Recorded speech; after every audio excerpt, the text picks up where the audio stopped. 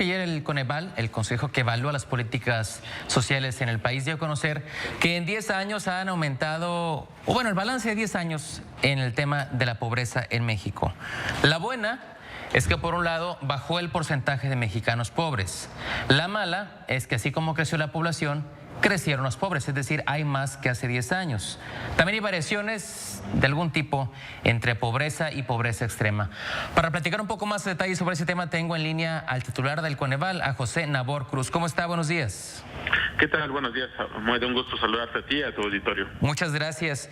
De este informe que han presentado ustedes ayer, comparado con 10 años, ¿qué podemos desprender de lo resaltable en cuanto a variaciones en los indicadores de pobreza y pobreza extrema en el país?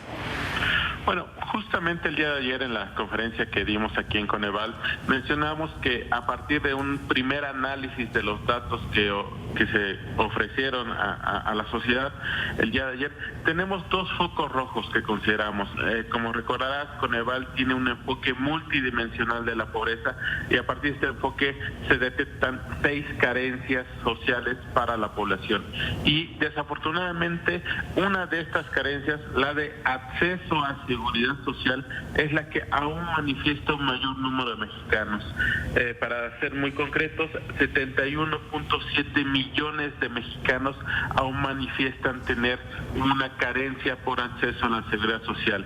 Esta variable indudablemente va muy ligada con el tema de la precarización del empleo, la informalidad. Eso por un lado. Otra variable también relevante que consideramos aquí en Coneval que tiene que ser atendida en la inmediatez es el tema de los ingresos, porque ciertamente si tomamos en cuenta los ingresos de los hogares que puedan adquirir la canasta básica alimentaria y no alimentaria, que es como podemos medir la parte de pobreza por ingresos, prácticamente 61.1 millones de mexicanos tienen ingresos por debajo del valor monetario de estas canastas básicas alimentarias y no alimentarias. Entonces, esto consideramos que son dos de las variables que sin lugar a dudas tendrán que modificarse en el corto y mediano plazo para que en el acompañamiento de las políticas sociales que estén llevando a cabo en los 3 diferentes niveles de gobierno, pues puedan tener resultados más efectivos, más eficientes en 2, 4, 6 años cuando tengamos las siguientes mediciones de pobreza a nivel nacional y estatal. Ok, señalaba que de lo destacable o positivo es que el porcentaje de pobres en México como quiera bajó, es decir, en relación al número total de mexicanos que habemos, hay menos pobres. ¿Se puede saber, con base en estos estudios que han realizado ustedes a lo largo de estos 10 años, si alguna de las políticas implementadas durante este periodo funcionó, cuál o de qué manera pudo funcionar?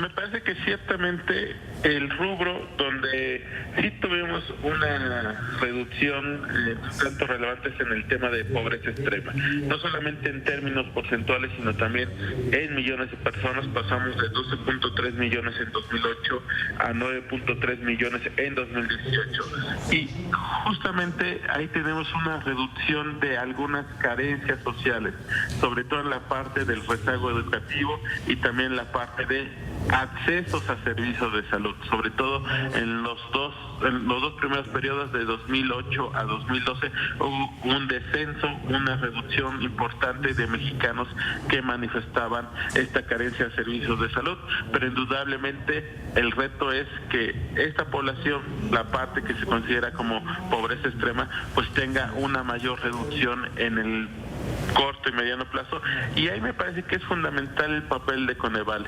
Justamente en su otro segundo gran pilar, ayer demostramos uno que es la medición de pobreza, pero también tenemos como responsabilidad por norma jurídica la evaluación de programas sociales. De acuerdo al inventario de programas en Coneval, tenemos al día de hoy que se están llevando a cabo más de 8,000 programas sociales en los 3 diferentes órganos de gobierno, a nivel municipal, estatal y federal. Entonces me parece que no podríamos concretizar en un programa exclusivamente las mejoras en reducciones de pobreza extrema, pero sí estamos convencidos que una mejor coordinación, una mejor reestructuración de los programas sociales en los tres diferentes órganos de gobierno podrán coadyuvar indudablemente a cambiar este esquema de estancamiento, sobre todo en términos agregados de pobreza moderada y situación de pobreza, para dentro de 2 años, y reitero, 4 años, 6 años, que están las siguientes mediciones de pobreza. Ok, puede sonar simplista, pero quisiera entenderlo en una frase, el informe o el resultado que han presentado ustedes ayer. ¿Podría entenderlo como que en México bajó la pobreza en estos 10 años, pero hay más pobres?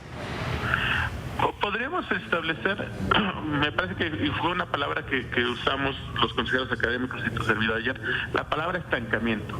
En términos generales es un estancamiento en cuanto a que algunas, 2, 3 variables de carencias sociales prácticamente no se movieron, así como la que te mencionaba de seguridad social. Tampoco hubo una reducción importante en cuanto a la calidad de vivienda y a los servicios básicos de la misma. Prácticamente mantuvimos el mismo porcentaje en estos 10 años, y también al final del día prácticamente porcentajes similares en cuanto a pobreza moderada y situación de pobreza.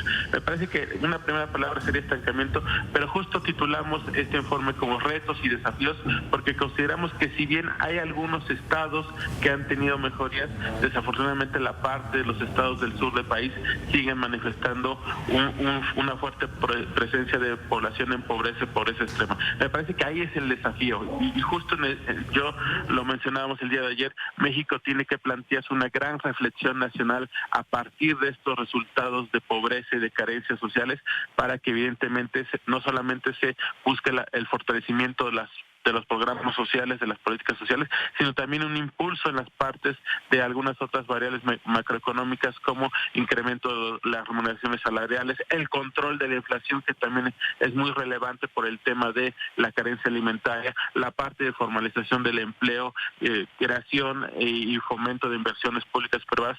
Toda esa parte que está más allá de los programas sociales tendrá también que reflexionar a cómo poder incrementar estas variables para que indudablemente acompañen a los programas sociales y verdaderamente tengamos unas reducciones de los niveles de pobreza y de las desigualdades en el corto y mediano plazo.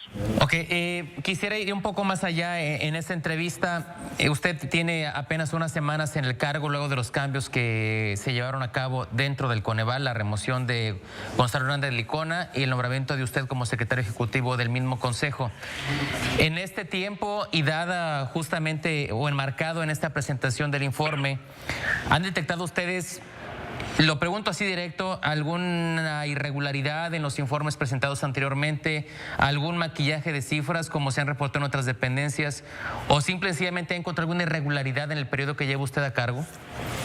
Bueno, puntualmente en el tema de los informes de pobreza, como lo he reiterado, yo había sido usuario constante de todos los datos, de todos los informes de pobreza de Coneval, siendo académico de la UNAM, de la Universidad Nacional Autónoma de México, y me parece que desde ese momento, ahora ya como secretario ejecutivo, siempre me ha quedado claro la transparencia, no solamente en la forma de cómo INEGI plantea recabar la información a través de la encuesta nacional de ingresos y gastos de los hogares, sino también la absoluta transparencia en cuanto a los procedimientos metodológicos de estimaciones que tiene Coneval, que son públicas en su página de internet, y por lo tanto, lo reitero ahora como secretario ejecutivo, hay absoluta transparencia en las metodologías y en los procedimientos de estimaciones de estos indicadores de pobreza que el día de hoy ya hemos dado cuenta por 10 años.